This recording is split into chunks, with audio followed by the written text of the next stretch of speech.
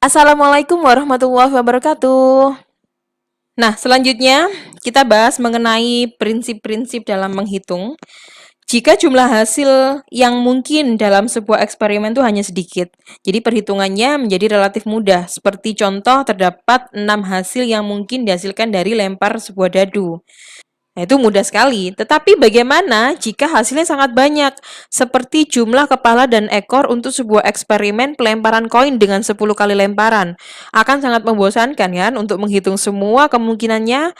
Hasilnya mungkin semuanya kepala, 1 kepala dan 9 ekor, 2 kepala dan 8 ekor, dan demikian seterusnya. Untuk memudahkan perhitungan, kita akan melihat 3 rumusan perhitungan. Yang pertama adalah multiplication formula atau rumus perkalian. Ini jangan disamakan dengan aturan perkalian yang digambarkan lebih awal yang tadi ya. Nah, kemudian yang kedua adalah rumus permutasi, dan yang ketiga adalah rumus kombinasi. Untuk rumus perkalian ini, jika terdapat M cara untuk melakukan suatu hal dan N cara untuk melakukan hal yang lain, maka terdapat M kali N cara untuk melakukan keduanya. Contohnya di sini, Dr. Dilong memiliki 10 shirt dan 10 ties. Kemudian how many shirt and tie outfits does he have gitu ya. Maka caranya adalah 10 dikalikan 8 sama dengan 10 sama dengan 80 begitu. Kemudian contoh lain lagi. Seorang pedagang mobil ingin mengiklankan bahwa hanya dengan $29.999, Anda dapat membeli sebuah mobil convertible, sebuah sedan 2 pintu atau model 4 pintu sesuai pilihan Anda, disertai dengan penutup ban tipis atau penutup ban tebal.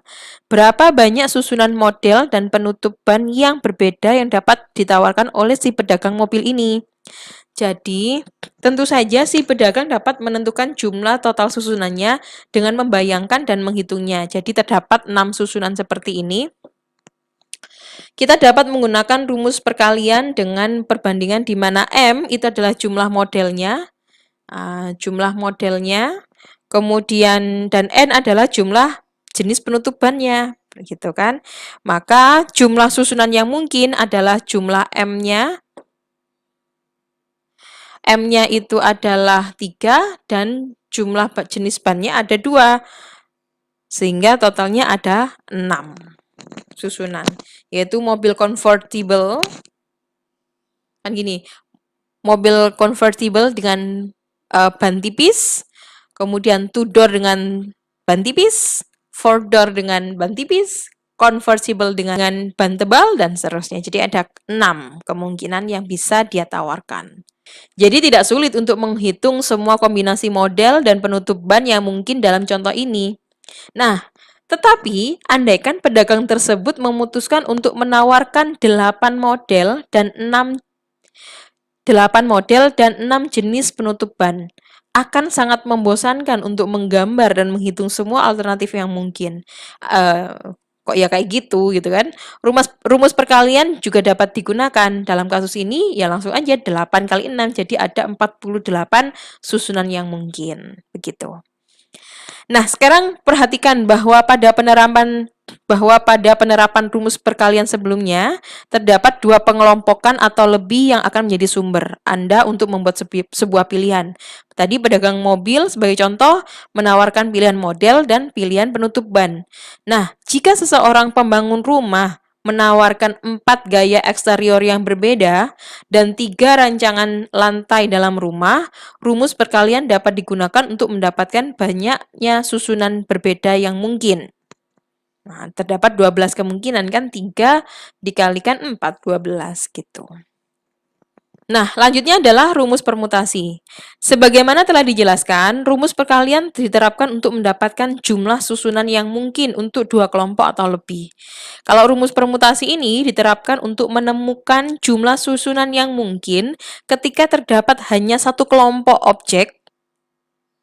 Rumusnya menggunakan seperti ini, di mana N adalah jumlah objek, jumlah number of objeknya, dan R adalah jumlah objek yang dipilih. Selanjutnya adalah kombinasi. Jika urutan objek yang dipilih tidak penting gitu ya, pilihan apapun disebut dengan kombinasi.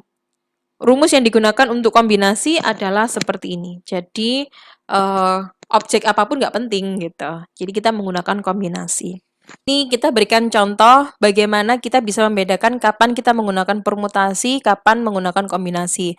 Kalau permutasi ini misalnya ada 12 pemain nih, ada 12 pemain, kemudian kita mau memilih 5 saja.